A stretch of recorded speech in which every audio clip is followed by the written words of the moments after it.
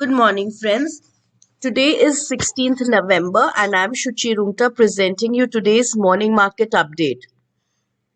The Nifty gained 74 points over the day to close above the previous week's high at 18,403.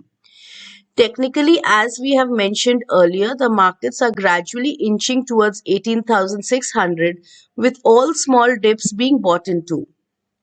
The yesterday's support zone of 18,260 was well respected and buying was seen in the last hour.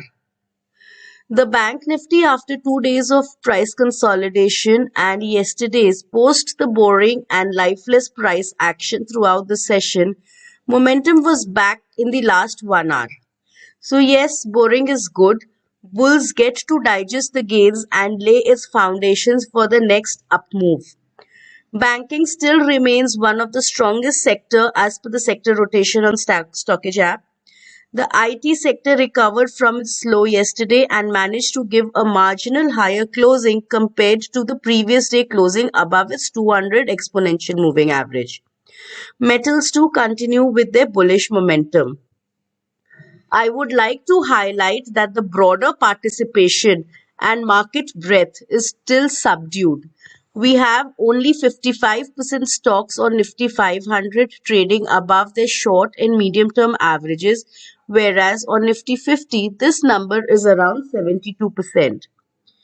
Coming to the world scenario, the major US indices opened with a gap up and hit their intraday highs in the first hour of trading, post which it corrected, ending in 1 to 1.5% overall gains on close basis, and Dow Jones was flat. Dollar index continues to trade at 106.5 levels and India VIX is also at 14.5 levels. SGX Nifty trades at 18,400 currently.